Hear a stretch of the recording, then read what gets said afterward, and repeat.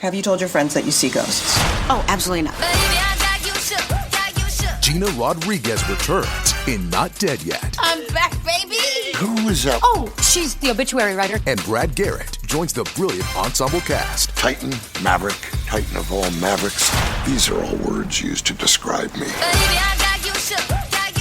Not Dead Yet. Season premiere. Tonight, 8:30, 7:30 Central on ABC. And stream on Hulu.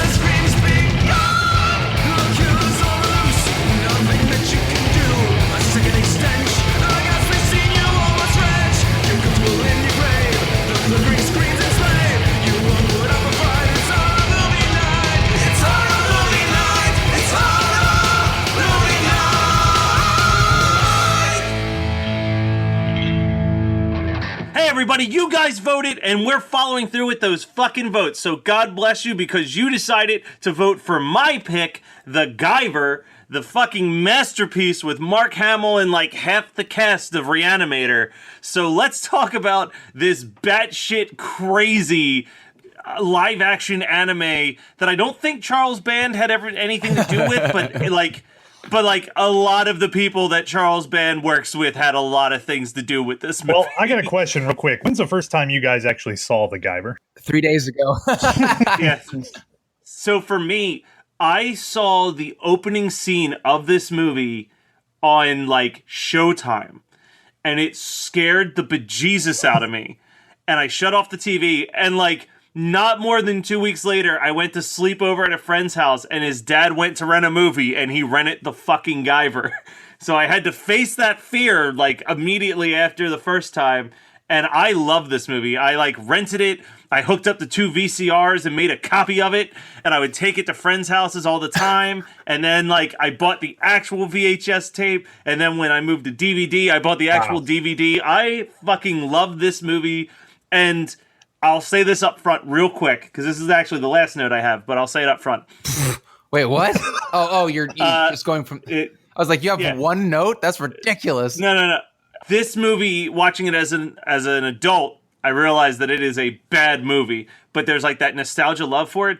But I will say that the sequel, Guyver 2, The Dark Hero, is genuinely a good fucking movie. Really? Well, because they did the smart thing and went for like a hard R movie, and it's like about them finding a second Guyver unit and one of the aliens getting it and turning into like an alien version of the Guyver, and him having to have like a full-on war in a mine during it.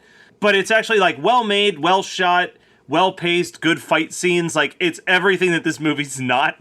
But the Guyver 2 would not make for a good episode of Horror Movie Night, where the Guyver 1 is a fucking masterpiece for Horror Movie Night. Well, I was going to say, let me inject a little knowledge for someone who might not remember when this movie came out. They marketed this as Mark Hamill was the Guyver. Are you guys aware of that? Oh, yeah. Yeah, it's the cover. That's why I was like, he's awful in this movie. I mean, I'll dive into that eventually, but he's not a good actor in this at all. No.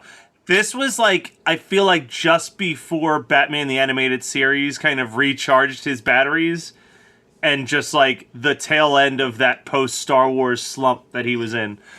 Oh yeah, after this he becomes the Joker, and before that he plays the Trickster in the live-action The Flash show, which I don't know if you guys have seen that, but that's pretty abysmal too. So he plays the Trickster. So that was the one that had the dad from Dawson's Creek in it, right? The original Flash show? Yes, I think so. I think so, yeah. Because then he also plays the Trickster in the modern one. Too. Yeah, which is really fun. That was a fun callback. I mean, like, it's fun. It's a fun callback. That show is not fun. That show used to be fun. That show is no longer fun. So this movie starts off with the most confusing opening narration in a long time. So I'm going to read it. I was excited to find out that it was on IMDb. So this is literally the very first thing that you get in this movie. At the beginning of time, aliens came to Earth to create the ultimate organic weapon. They created mankind. By planting a special gene into man, they created zoonoids, humans who can change at will into super monster soldiers.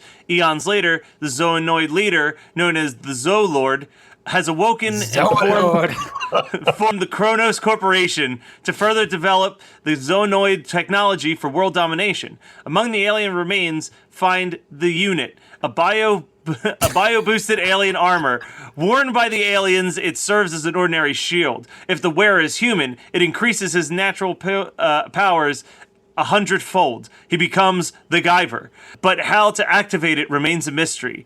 Dr. Tetsu, a research scientist at Kronos, senses danger if this unit is activated by the Zoolord, and the doctor has stolen it and is on the run. Like, none of that makes sense. That's not like, that reading it out loud was the first time I was like, because forever I was like, oh yeah, everybody's aliens. No, they're human beings that were embedded with a special thing that made them turn into monsters. Like, this fucking movie is outrageous. It's real high concept. They should have just had the guy from Ancient Aliens pop up and go, alien. Is any of this even possible? I believe so. So my first note is Zoonides, huh? See you later. Like I didn't know what to say. So I went into this movie completely blind, except knowing there's basically a live action anime, and Mark Hamill post Star Wars was in it, billed as the main character, but was this hardened detective instead. That's all I knew. And then I'm watching it and I'm texting Matt, and I don't think I was done yet. And I was texting with Matt, and I'm like, dude, this movie is great. And you're like, well, or no, I think, it was before I started it. I said, live action anime, how could this go wrong? And you were like, well, the guy that gave us the cockroach transformation from Nightmare 5, Scream Mad George, directed it. And I'm like, no. I mean, I love his special effects work, but can he direct? So the answer is no, he can't at all. But this movie is still a really good time. He can still bring out some awesome special effects, because I remember when the very first transformation happens and that dude just looks like the Gill Man from Monster Squad, I was like, on board. Like, this is awesome. Oh, yeah. Like, you're not even 5 minutes in and you get a transformation. It's pretty sweet. Yeah. I mean, this movie is very aware of who its audience is, at the very least. Now, was this the first anime turned into a live action in America? Like, is this kind of a pivotal moment? No. I think Fist of the North Star happened first. Oh, yeah. Yeah, for sure. With that's bad. Yeah, with like Chris Penn. One of the Penns is in it. But yeah, it's pretty bad. So we see the doctor turns into the Gill Man, and then Michael Berryman is in this movie, and he somehow turns into a monster scarier than Michael Berryman, and then they fight. And I gotta say, if you're an alien trying to pretend to be a human, looking like Michael Berryman is not a good choice. Yes, it's like what was Clint Howard busy that day? Oh man.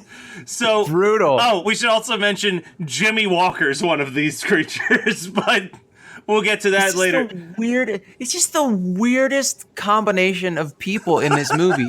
It's like a who's who of the 80s, but this movie is like 93 or something like that. 91 or 93? 91, I think. 91. But it's just this movie it has the deck stacked against it for me, but it totally does it for me. So I real quick, before I know that Matt wants to like actually try and explain the plot, which is just kind of a fool's errand for a movie like this. But before you do that, just Matt, pushing a rock up a hill right now. Hey, you read the intro. That explained it perfectly. Yeah, pretty much. I also have a note about that intro that said, this exposition is just terrible, but I can't tell if it's the content or the narrator. The guy is the worst. And I think that it might be the content and the narrator, because, I mean, Matt, I love you, but you're not like real good at reading good. No, especially when it's a lot of nonsense words. Yeah.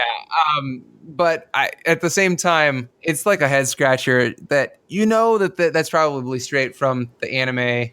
Whatever, I don't even care. Like, it's a stupid concept. It is such like a dumb idea and I don't even give a shit. This movie is like a kid's movie, and so I am totally fine with how dumb the logic in that beginning is. So what I want to get to right here at the beginning, where this is before the first transformations, is when you first see Michael Berryman. And I did not realize that was him. And so I have him as the gang dude wearing shorts.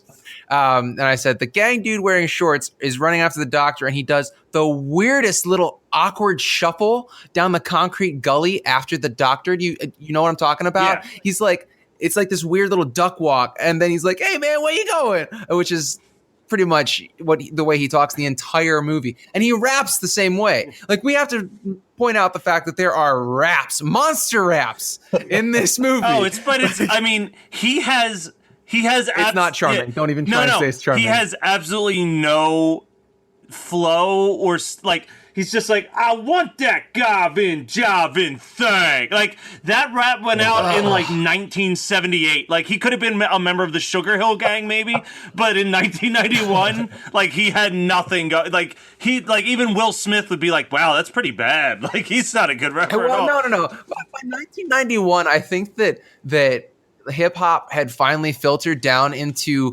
white class suburbia, and so all the kids that this was more or less, like angled towards were probably, they saw the Ninja Turtle rap, and I mean that was 2 years after this, but like Vanilla Ice was out doing his thing. I know, it's just unfortunate to think that this is like 2 years after Straight Outta Compton. Like, it's. You have to wrangle all of white America to really bring them into the light that is hip hop. So anyway, Michael Berryman, not a gangster rapper. Well, and Jimmy Walker also spitting mad verses. That's who I was referring to with his mad verses. His hot bars. Oh, yeah, sorry.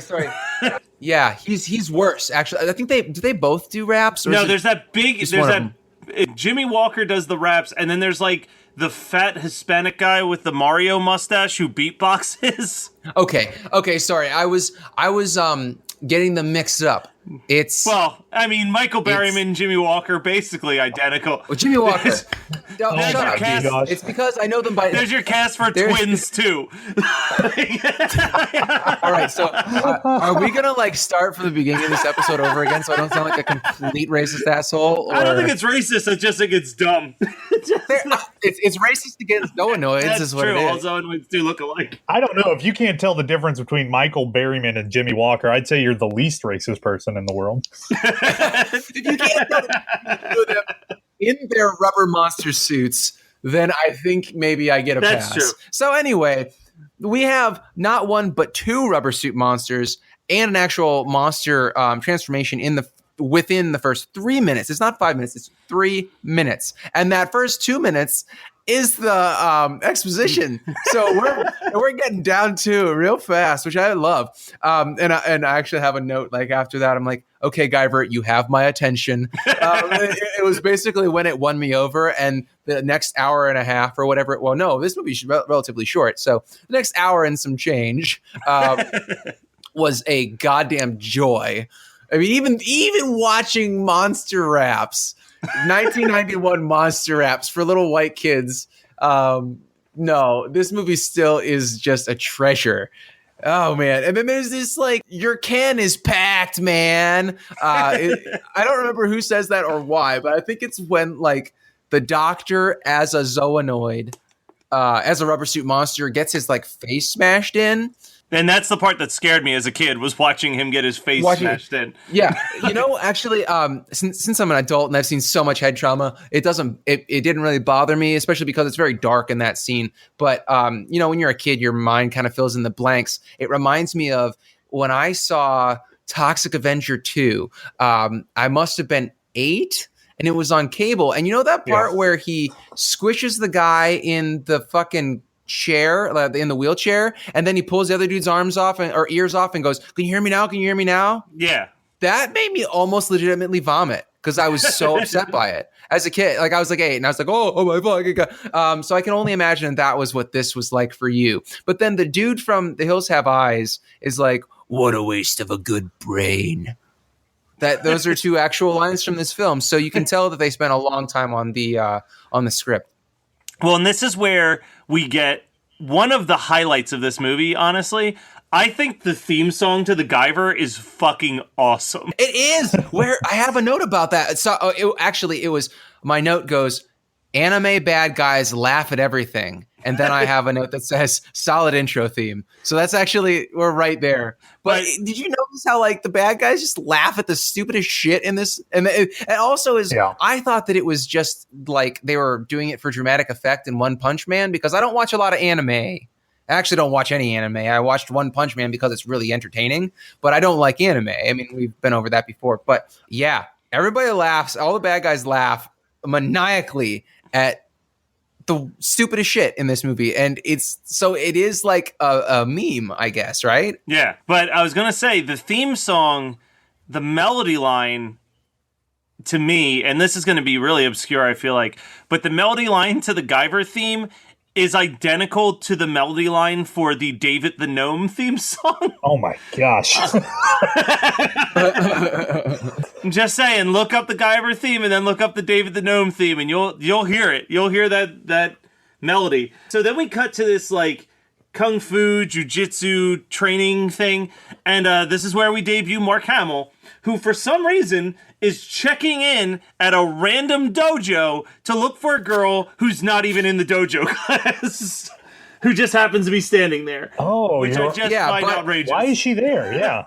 Yes, hanging out because she's Asian, apparently. Like, this movie is like kind of racist. I don't know if you guys noticed, but even by 1991 standards, I feel like everybody's like, every non-Caucasian person is kind of a caricature. Yeah, a little bit. So wait, you're telling me? Well, I guess we're only talking about. You're telling me, Campbell, like, well, she's Asian. I guess I'll check the dojo, and then he got it right. Knocked it out of the park, dude. This movie, any scene that doesn't involve the Zoonoids is like beyond boring anymore. Like, I'm just like, no. I made it through because I had to hear the ridiculous shit that they were going to spout. But you could actually fast forward. You could 2x or maybe 4x your way through everything except for the Zoonoid fights. And I feel like the movie makes the same amount. It would make the same amount of sense either way. And it'd only be like 20 minutes shorter. Like, it's when like he becomes the Guyver, it is just fucking kaiju rubber suit monsters fighting from that point on, and it's glorious. So did you guys realize that every dojo, like the first move you learn, and I didn't know this until I watched this film because I never learned karate, but apparently the first throw that you learn when you go to an Asian dojo to learn the martial arts, all in caps, is the hand out, then slick your hair back psych. So I learned something. So we can jump ahead just a little bit here because there's not too much except for some quick extended exposition. But basically, Mark Hamill was supposed to meet up with the doctor who got his head smashed, and his daughter is this girl who's dating the guy who will eventually be the Guyver, whose, side note, first movie he was ever in was as a random student in the movie Student Bodies, so that we got that going. Huh. That's real. I mean, that's really bringing it back to what we do here at Horror Movie Night, is talk about mediocre 80s flicks. But so future Guyver is hanging out, and he finds this lunchbox and decides to open it for whatever reason, and finds the Guyver inside of it, and takes it with him. But then he's accosted by the grown-up version of the bullies from Hocus Pocus, and they keep pushing him around, and they're calling him Kung Fu Man condescendingly. And what? So are those guys supposed to be a Hispanic gang? I think so. Well, because they were dressed up kind of like cholos, right? But they're all Caucasian, or most of them were Caucasian. Like they could find like 3 Asian people for this movie, 1 black dude, and like 1 Italian dude. But then they couldn't find any Hispanic people to be a Hispanic gang. Yeah, what city is this? Do we even know? Does it matter? Maybe. I don't know. It's the city from the Warriors. He gets pushed to the ground, and the Guyver rolls out of his backpack And like, here's my suspension of disbelief. You've got a gang of dudes and they see some type of weird thing that's like the size of an expensive dinner plate. And none of them are like, yo, let's pick that up. That seems like it's valuable. But instead they just smash his face into it, creating the Guyver. Which I wish that had been like the way that he had to get the Guyver on every time, just like get the shit beat out of him and like smash his forehead into the round part. Like the inner logic of what the Guyver mechanisms are is really, they're playing fast and loose with the logic of that. And I mean, like, it is dumb. I'd like to consult the opening credit scroll again with the line, "How to activate it remains a mystery," which means that for years they've had it and no one was like, hey, have we tried just smashing our face into it? And now we get introduced to the Zoonoid leader, who is Dr. Hill from Animator. And he has... And guess what else he does in this movie? He creeps on the lead girl. Very hard. And there's a scene where, for no explainable reason, he's just got a napkin dangling from his coat for an entire monologue. Isn't it tucked in his pants? Like, well, he was like eating dinner and he gets up and it's just like dangling from the coat the entire time. And he gets a toaster. They think that they've stolen the Guyver, but instead they've stolen an ordinary toaster that doesn't even do a very good job of making toast. It makes me think of that like haunted toaster bit that was going around the internet this past October. At this point, any actual story kind of just gets put on hold for approximately 45 minutes of the Guyver fighting these alien creatures. The biggest highlight being, for me, the monster movie set sequence in which Jimmy Walker jumps over a wall and ends up in a horror movie sequence with, I believe, Linnea Quigley. Oh, I'm pretty sure. That's Linnea Quigley, dude. As soon as she starts screaming, I was like, oh my God, it's my girl Linnea. And then I don't think I've ever gone to IMDb so fast to check. It is hard to find any of the bit roles that she's done on her IMDb because she's been in everything. You want to know what her credit is in this movie? Scream Queen. It's appropriate. Yes, it is. Of all the movies of the last like 6 months, I feel like the Guyver of them all is the one that I wished most that Megan was sitting next to me and like periodically looking over. Oh man. Because this just, I love that. I think that scene might be my favorite because it felt like Ninja Turtles. Ninja Turtles 3, maybe. Yeah, absolutely, 100%. I was thinking Ninja Turtles 2 because Ninja Turtles 2 is great. Ninja Turtles 3 is just kind of a little, I want to say over the top, but that's not like the right term. It's kind of trying too hard and it wasn't very entertaining. Well, I feel like the biggest problem with Ninja Turtles 3 was that they were like, man, we need to get away from Shredder. Like, we did Shredder in 2 movies already. What can we do that's different? And instead of, like, I don't know, introducing Krang or any of the other hundreds of villains, they're like, let's take them back to ancient Japan for a bit. I was so disappointed when I saw that movie in theaters. And there was, no big rubber monster creatures for them to fight. It was just the turtles palling around in Japan for an hour and 10 minutes or whatever that movie's length was. But I will say, Scott, I hate to break this to you, but have you watched Secret of the Ooze in the last, 10 years? Yeah. Okay. Oh, yeah. Because I feel like it doesn't hold up to my childhood memories. I like it, but I don't love it like I used to. Okay, so here's my take on TMNT 1 and 2. So I always preferred Secret of the Ooze because I felt like the first one wasn't fun enough. There's some heavy shit in the first movie, actually. Like, it's a pretty dark film. Yeah, it actually really is it's way too heavy for a kid's movie. And this is so weird, but when I watch Hellraiser 3, all the scenes in that apartment feel like the scenes when they're in April's apartment. Well, I did not think that I'd get a fucking belly laugh out of you for that. Well, because I'm imagining that scene in the Ninja Turtles, but then just Pinhead randomly popping up occasionally. That could be a fun fan edit. I would love that so much. Yeah. Okay, so Teenage Mutant Ninja Turtles, the first one. I love the Foot Clan shit. I love the random dude who's like, go, play. I think that's Shredder before he becomes Shredder. I can't remember. It's been a long time since I've seen the first one because it really doesn't hold up. And they spend that like a bunch of time out in at that farm. It's just not very entertaining. But the second movie is it is a good time. I have always had problems with it, even when I was a kid. So what was that, like 94 when that movie came out? Yeah, something like that. So I was like 11 or 12 when that movie came out. So it was just, no, that doesn't sound right. But I think that it was at the tail end of me being able to enjoy Turtles, right? So I remember being super disappointed that they did Super Shredder because I didn't like that idea at all. I really didn't like the concept of the Super Shredder because I didn't like the way the Shredder looked in the first one. I didn't like the fact that hold on a second. English. Secret of the Ooze was 91, the same year as the Guyver. Well, that actually explains a whole lot now, doesn't it? That's interesting because the Guyver references Ninja Turtles. Do you remember that throwaway line? Yeah. Someone tells Mark, like, "Oh, you out there chasing Ninja Turtles?" Yeah, but it's because Ninja Turtles must have been 89. Well, Ninja Turtles was 90. So this was Holy like shit. Okay. Yeah. I wasn't lying when I said they rushed that second one into production like right away. The thing I will say about Secret of the Ooze is that the rubber suits were better. All the characters looked better in the second one, I think. I don't disagree with that. I was even okay with the fact that they should have done Bebop and Rocksteady, but we got the babies.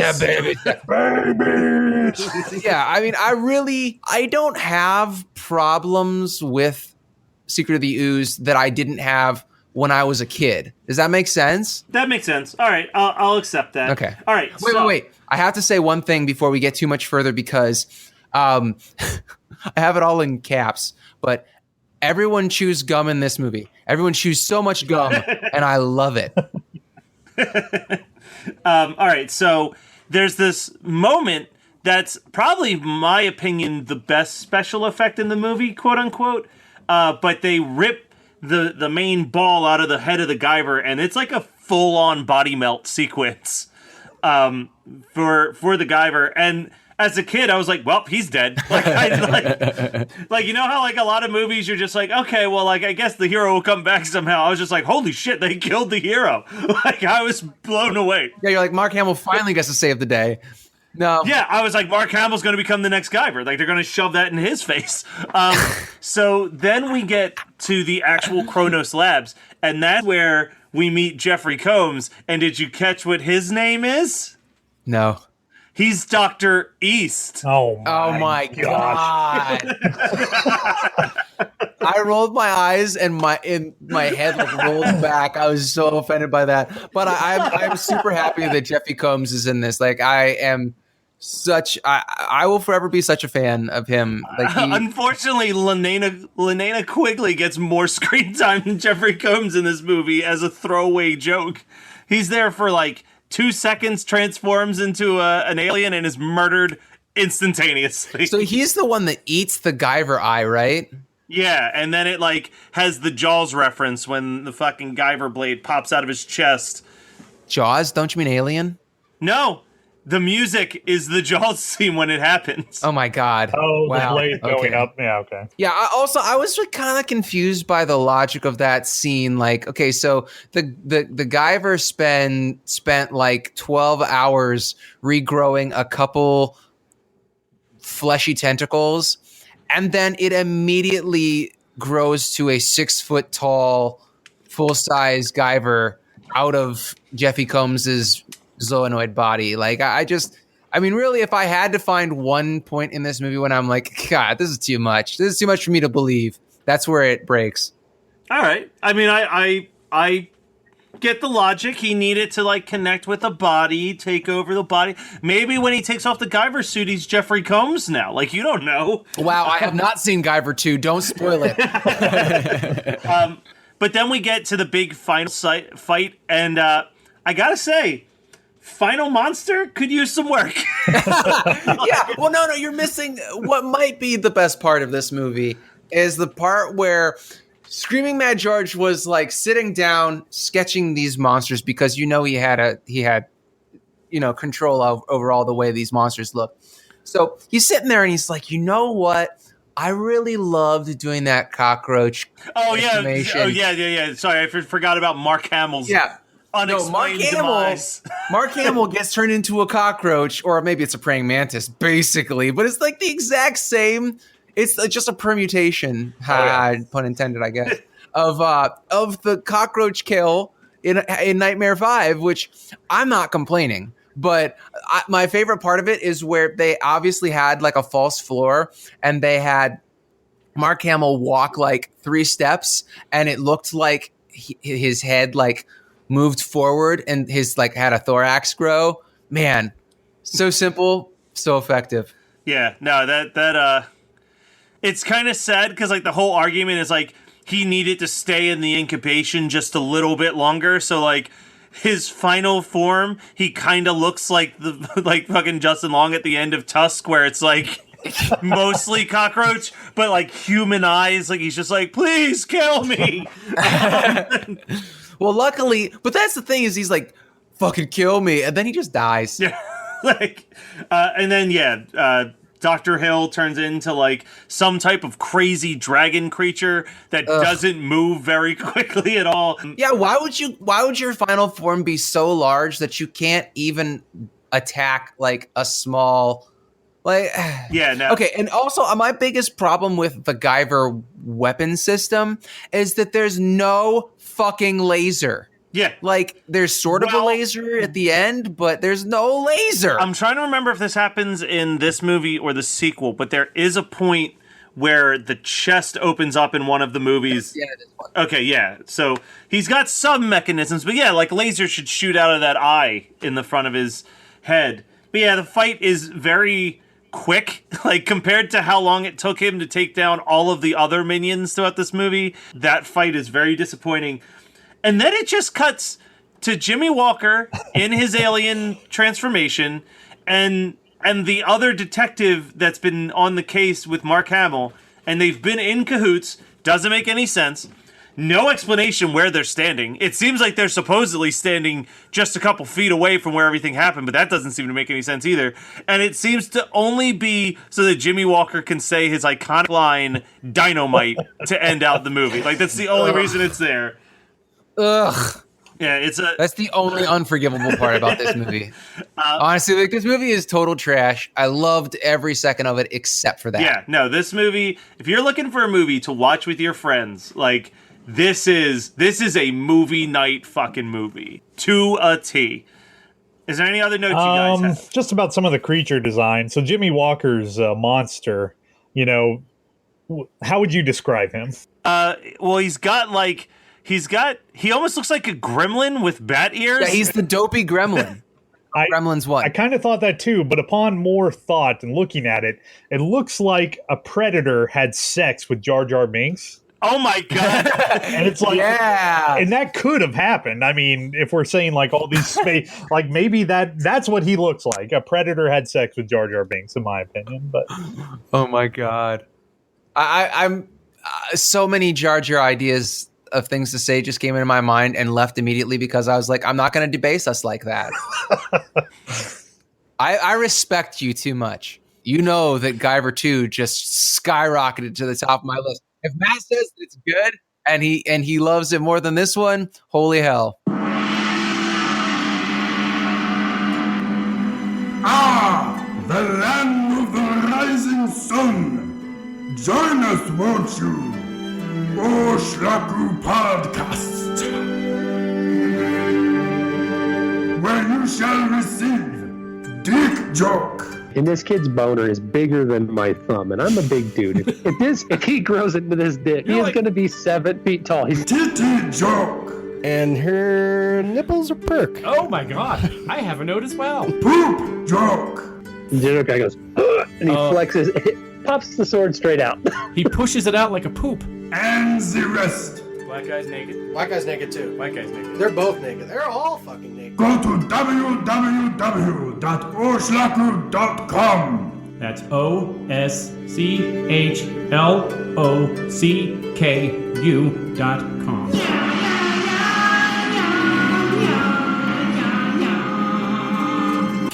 So what did you guys watch this week?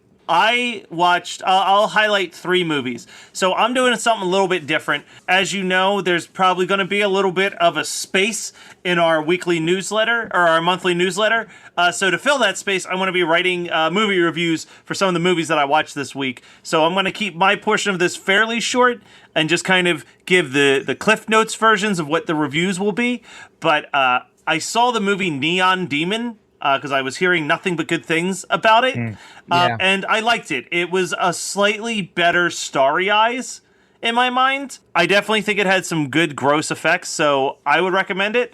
I also watched Killer Eye from Full Moon Pictures, and that's about as good as a hour and 5-minute movie about a giant eyeball attacking people in Charles Band's family's castle could possibly be.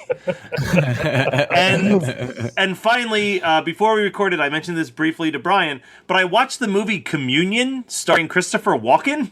Oh, yeah. And that's like, I have no clue how to feel about that movie. Some elements of it are good and creepy, and other elements, it's like, wow, are these aliens just inflatable alien dolls that they have someone puppeteering the arms for because they look like shit? But all in all, I might watch it again. I don't know. When it's boring, it's really fucking boring, but the abduction scenes are pretty cool. It's like Fire in the Sky. Fire in the Sky was like great abduction scene, boring everything else. And that's it for me. So I'm going to talk about a couple TV shows. First of all, I don't know if I've ever mentioned it before, but I was a big nerd growing up, and I never went anywhere without a book, like a big ass book. Before I got into Stephen King and all the hand job scenes in Stephen King books, I read a bunch of fantasy books, and I read the entirety of the Shanra series by Terry Brooks. And when the Shanra Chronicles came out they're on Netflix, but I think that they might have been an MTV thing first. I don't know. I was like, I'll get to that eventually, because it wasn't actually, as far as I know, it's not really following the storyline from the books that I remember. And because of that, I just was not super interested. Plus, it's a fantasy TV show, and a lot of fantasy TV shows don't interest me. I don't watch Game of Thrones, although Megan and I have had many conversations about how we should. But I don't know. I love sword and sorcery shit, but for whatever reason, I'd rather watch a movie like Dragon Slayer instead of watching 15 episodes in a series, where they could get that shit done in 2 hours, Anyway, so I tried to watch like as much of this Shanra show as I could.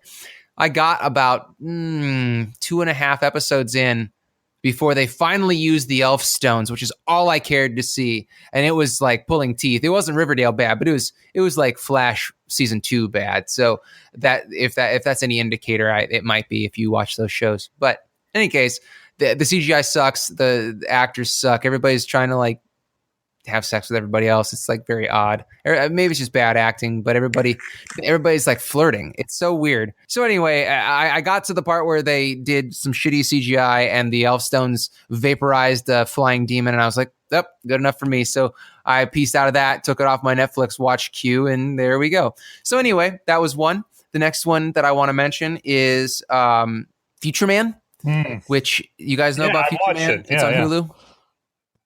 You watched it as well? I heard about it yesterday at work, and it seems amazing. It's not. Everybody that now, Brian, what's your take on it? Just like a one sentence before I rip it apart. Time travel, dick and farts. Yeah, I know, but like, what's your takeaway? Do you like it? Do you dislike it? Oh, I thought you just wanted a quick description. I enjoyed it, but I really enjoy time travel stuff. This kind of butchers a lot of the rules and stuff like that. I did enjoy it. I didn't think it was fantastic, but I did enjoy it. I think that I enjoyed a couple jokes. Definitely, and this isn't a spoiler, but the I'm fucking you with your own dick is pretty funny. That's about that's the only joke that I really liked. The trailer, because my friend made me watch the trailer at work yesterday, that made me laugh out loud, which was the him moonwalking, and it's a parody of Back to the Future, where he's like, "Hey, Michael, it's your cousin Tito. You know that dance you've been looking for?" See, okay, you may really enjoy it. I felt like the jokes were I could see them coming a mile away. Yeah. And actually, the other best joke is in the trailer where Wolf and Tiger show up from the future. Okay, so the concept of the show is that Peeta Malark from the Hunger Games is a janitor, and he has no life. And he they show up from the future because he beats this video game that was supposed to be like a training Last Starfighter exercise. Yeah, and they make a joke that he's like, "Oh, this is the Last Starfighter." That was a really good joke because it's obscure enough that you have to because Last Starfighter is kind of gotten forgotten by the mass media. The best Last Starfighter joke I've ever seen in any TV show is the Clerks animated series. Oh, the pyramid building game? Yeah, where Randall's really good at playing a game where you build pyramids, and then he's like, "Oh man, this was like the Last Starfighter," and you're like, "Exactly," and then they just drive him to Egypt, and he's in slave labor building pyramids. But anyway, I don't love it, but I'm glad that I watched it. It was, I guess I'm just a little bit more confused why so many people that have watched it and said something about it, in my circle of friends have been like, it's fucking hilarious. Because I just did not think the jokes were as funny as if it says anything, I'd completely forgotten I'd watched the entire thing until you brought it up. So. And so I was like, hey, have you watched it? Yeah, I would say if you have a Hulu subscription, give the first 2 episodes a chance. If you can do that, slog through the next 2, and then I think by the episode 6 it gets better. But if you don't have Hulu, I wouldn't be like, go get Hulu so you can watch it. Like how I'm always like, go get Shudder so you can watch this, that, or the other thing. Ryan, what did you watch this week? Well, I'll plow through this real quick. Not so much watching, but some stuff kind of related briefly. I've been reading this book called Paperbacks from Hell. Have you guys heard of this? I have. That's the book about movie novelizations, right? Yeah, movie novelizations, the big paperback horror boom that took place and arranged from the late 70s to the early 90s. It is fantastic. You don't even have to read it because most of the book is just pictures of horror novel covers, paperback horror novel covers, which is awesome. Really fun to flip through. Highly recommend if you know someone who's into horror, it'd make a great gift. Movie-wise, I went back and rewatched Home Alone, actually, which I haven't seen for a while. Still a very enjoyable movie. I'd recommend if you have children that are younger and haven't seen the movie yet, it still works fantastically. By the end of it, kids will be saying all the lines. It's great. And then lastly, I dusted off my copy of Zombies Ate My Neighbors for Super NES. Oh, yeah! And I've been having a blast with that. I don't know if anyone's made it far enough into the game, but the further you go into the game, which admittedly, I had to pull out a Game Genie to really get towards the end, but... Oh, okay. Because I thought you were humble bragging, if you get as far as I did in the game. The levels, some of the parodies that end up happening, there's literally a Tremors. That's a level I could never beat. That was the level that always got me. I couldn't find the last person to save for my fucking life when I played that Tremors level. Yeah, it's great. And actually, the very last level, if you beat the game, you actually get to play the credits, which is a genius way to do credits of the game. You actually go through the LucasArts building and you're saving the employees. That's the credits of the game of Zombies Ate My Neighbors. So that's when you so cool. When you save them, it says who they are and what they did on the game. It's great, that is so and genius. No one will ever know that because you can't ever get to that freaking level. But so yeah, that's about it. Scott, I got that for Super Nintendo, so I'm going to go ahead and bring that and the Super Nintendo to Monster Mania in March so we can play the shit out of some Zombies Ate My Neighbors. Yeah, dude, I'm going to need to get a Game Genie so we can actually get anywhere in that fucking game. I have no qualms. I am 35 years old and I have no time to actually learn how to play a game. I just want to see the end. All right, well, that was the Guyver from 1991. As voted by you guys, I think you made the right choice.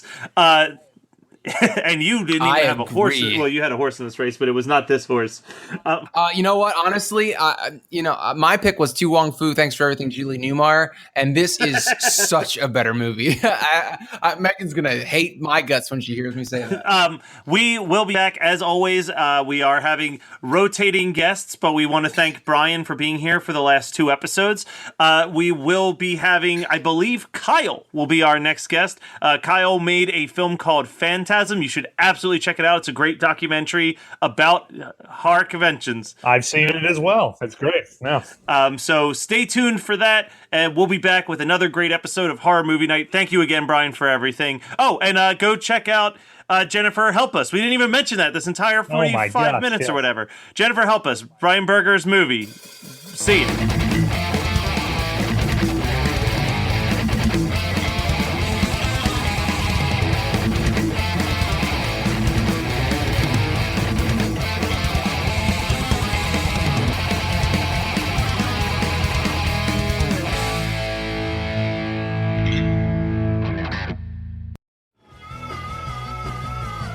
You're listening to the Geekscape Network.